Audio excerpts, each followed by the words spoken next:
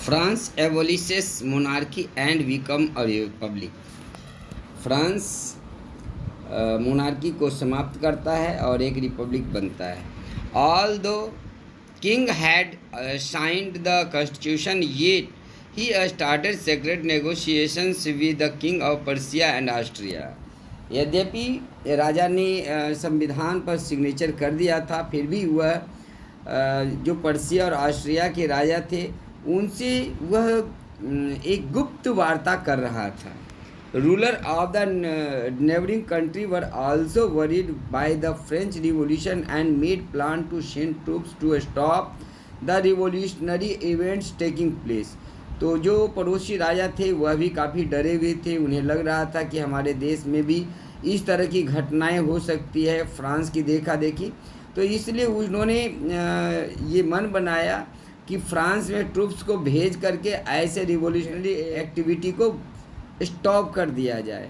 Before this could happen the national assembly voted in April 1792 to declare war against Persia and Austria. जब ये हो पाता उससे पहले ही फ्रांस की नेशनल असेंबली ने 1792 ईस्वी में वोट किया और ये घोषित किया कि पर्सिया और ऑस्ट्रिया के खिलाफ युद्ध की घोषणा कर दी। People saw this war of the people against the king and aristocracy all over the Europe. तो जो लोग थे फ्रांस के उन्होंने इस युद्ध को सभी राजा और जो एरिस्टोक्रेसी थी उसके खिलाफ यूरोप के लोगों का एक युद्ध के रूप में इसको देखा, इस घटना को देखा। A poet Roger D. Lisle composed a patriotic song Marseillaise, which is now national anthem of France। तो इस समय एक व्यक्ति थे जिनका नाम था, एक कवि थे रॉजर डी लिस्ले। इन्होंने एक गीत की रचना की थी और इस गीत को मर्सिलीज कहा जाता है। चूँकि इस गीत को सबसे पहले मर्सिलीज नामक जगह पर क्रांतिकारियों ने इसको गाया था, इसीलिए उसी के नाम पर इस गीत का नाम मर्सिलीज पड़ गया। आज भी यह फ्रांस के राष्ट्रगीत है, फ्रांस का एंथम है। Due to war the economic condition of France was very difficult. युद्ध के कारण फ्रांस की आर्थिक स्थिति बहुत कठिन हो गया था, बहुत खराब हो गई थी। The constitution of France gave political rights only the richer sections of the society. और 1791 के संविधान ने सिर्फ अमीर लोगों को ही फ्रांस में वोटिंग का राइट दिया था।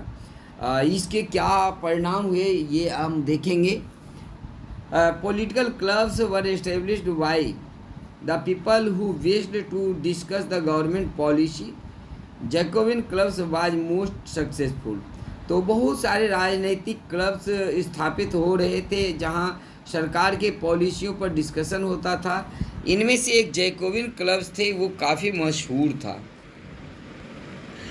Members of Jacobins were mainly the passive citizens. Maximilien Robespierre was there leader. तो जो मैक्सिमिलियन रोबेस्पियर था वह इस जैकोबिन क्लब का नेता था। और जैकोबिन क्लब के जो भी लोग थे अधिकांश सभी लगभग वो पैसिव सिटीजन्स थे, यानी उनको संविधान के अनुसार वोटिंग राइट नहीं दिया गया था। Jacobins started wearing long striped trousers, literally means those without knee breeches. तो जो भी जैकोबिन लोग थे वह एक लंबे धारीदार पायजामा पहनना शुरू किया, और जिसका वस्तुतः मीनिंग था कि बिना घुटनों वाले, यानी एक खास तरह के कपड़े जो पहनते थे सामंती लोग, नोबल्स वगैरह, तो उसके खिलाफ इन्होंने पूरे स्ट्रिप्ड पायजामा पहनना शुरू किया। In the summer of 1792 Jacobins planned a revolt of large number of people who were angered by short supply and high price of foods. तो जो 1792 रिवोल्ट की स्थिति हो गई थी, कारण था कि जो भोजन के जो फूड सप्लाई था वह बहुत मुश्किल हो गया था और फूड के प्राइस भी काफ़ी ज़्यादा बढ़ गए थे, इसलिए बहुत सारे लोग इससे नाराज़ थे। On 14 August 1792 they stormed the palace of Tuileries, massacred the king's guard and held the king himself as hostage for several hours. तो 10 अगस्त 1792 को गुस्साए लोगों ने राजा के महल ट्यूलरिस को ध्वस्त कर दिया। उसके जो भी गार्ड्स थे उसकी हत्या कर दी। राजा खुद ही छुप गया कई घंटों के लिए। Elections were held from now and now on all men of 21 years and above regardless wealth got the right to vote। Election हुए। इस इलेक्शन में 21 साल के सभी लोगों को वोटिंग राइट्स मिला, चाहे उनके पास संपत्ति हो या नहीं हो। इसका यानी सभी जो पैसे सिटीजन्स थे सिर्फ वोमेन को छोड़ करके सबको वोट का अधिकार मिल गया।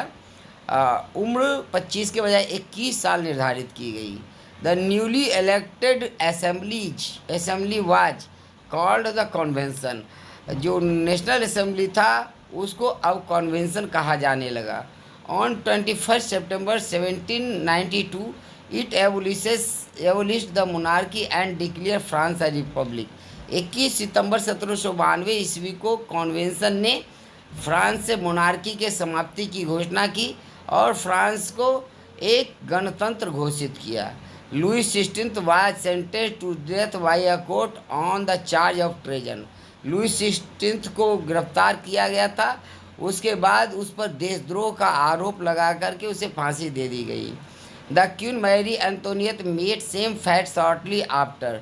कुछ ही दिनों के बाद मैरी एंटोनियट के साथ भी यही वाकया हुआ, यानी उनको भी फांसी की सज़ा दे दी गई। रीजन ऑफ टेरर, आतंक का काल। The period from 1793 to 1794 is referred to the Reign of Terror because Robespierre followed a policy of severe control and punishment।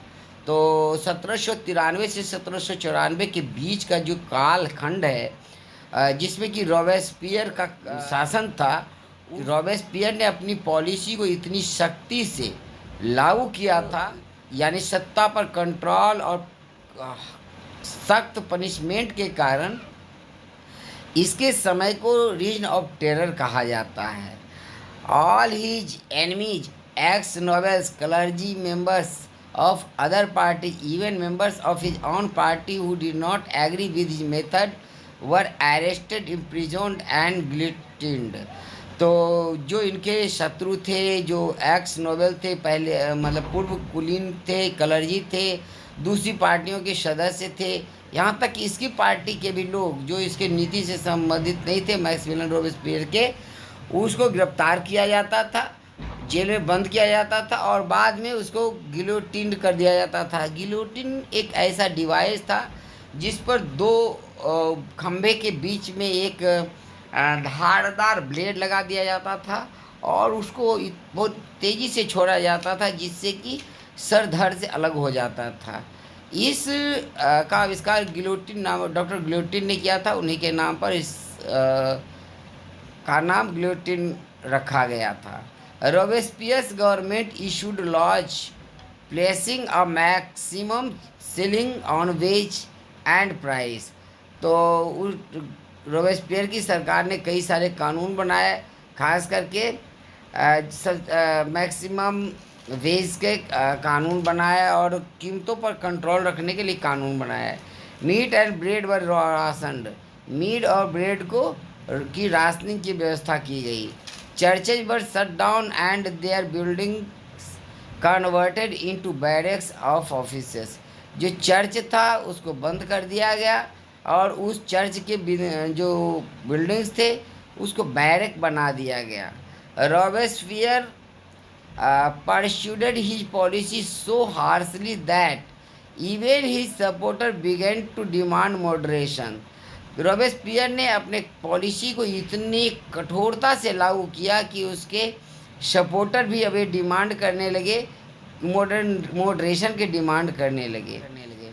Finally he was convicted by a court in July 1794, arrested and on the next day sent to guillotine।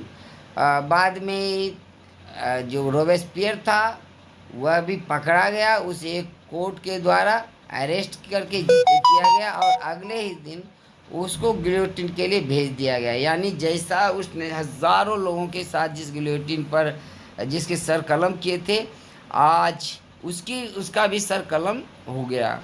Directory rule after Robespierre's rule, directory rule started with new constitution. तो Robespierre के शासनकाल के समाप्त होने के बाद directory rule शुरू हुआ और ये एक नए संविधान के साथ ही डायरेक्टरी रूल शुरू हुआ।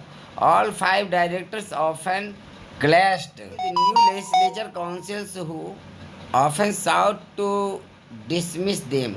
तो जो 5 डायरेक्टर थे, इनका लेजिस्लेचर के साथ हमेशा क्लैश होता रहता था, जो कि इनको हमेशा डिसमिस करने की धमकी देते थे। Political instability of the directory paved the way for the rise of a military director Napoleon Bonaparte. चूँकि जो डायरेक्टरों के बीच में झंझट होते रहता था, उसने मौका दिया नेपोलियन बोनापार्ट को, जो एक मिलिट्री डायरेक्टर था, कि उसके उदय के लिए एक रास्ता बनाया। वुमेन रिवोल्यूशन, अभी तक जितने भी अधिकार दिए गए थे सब मेन को दिए गए थे और औरतों के लिए कुछ भी नहीं किया गया था। हालांकि इस क्रांति में औरतों का बहुत बड़ा भूमिका रही थी। 14 जुलाई 1779 ईस्वी से जितने भी रिवॉल्यूशन हुए, सब में उन्होंने बढ़ चढ़ कर हिस्सा लिया था।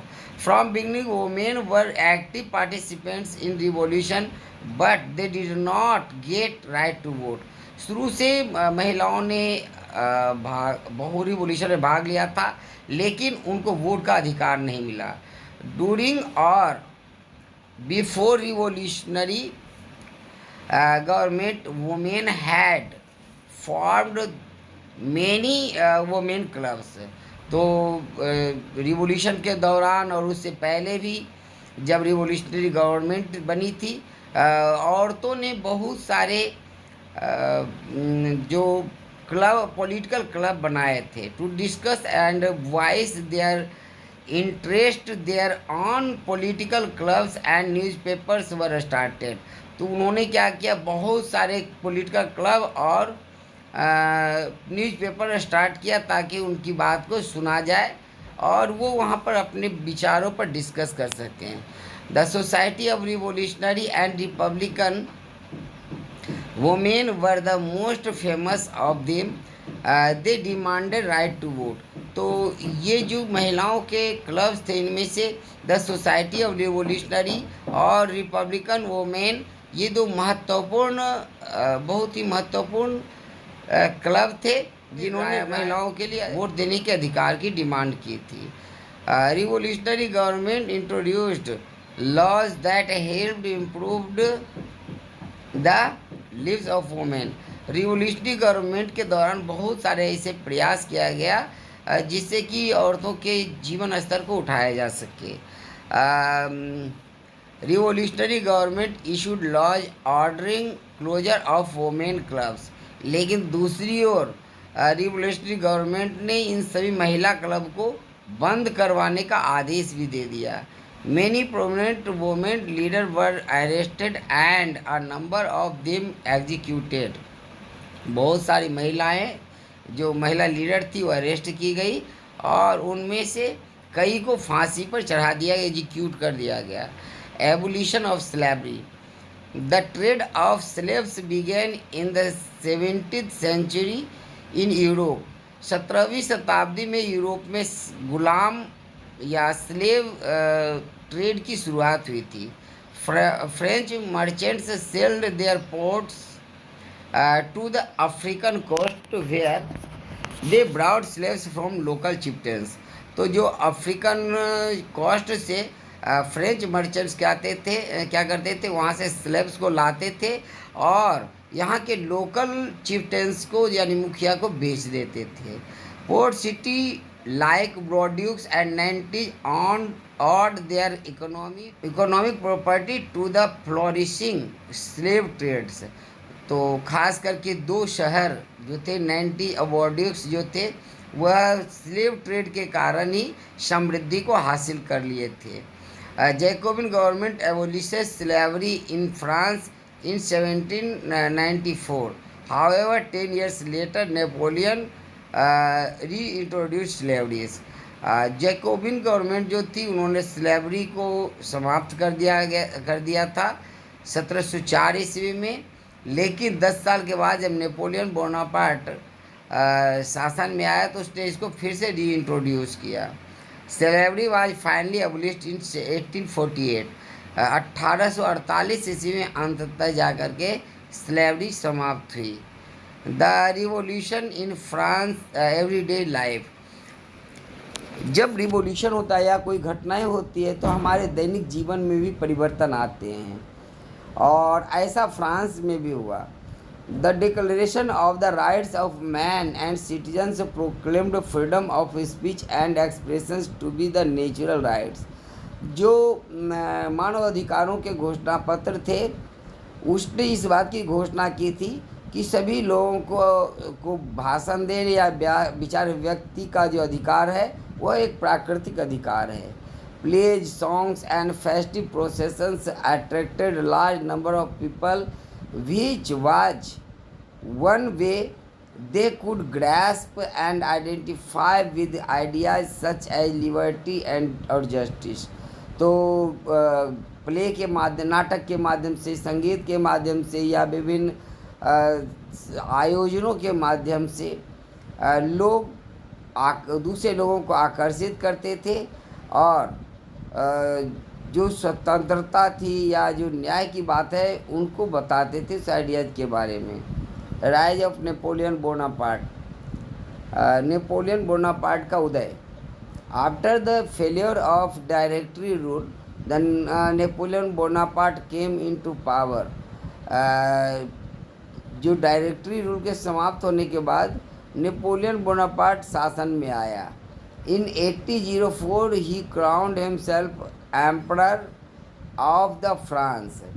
1804 ईस्वी में उसने अपने आप को फ्रांस का एम्परर घोषित कर दिया।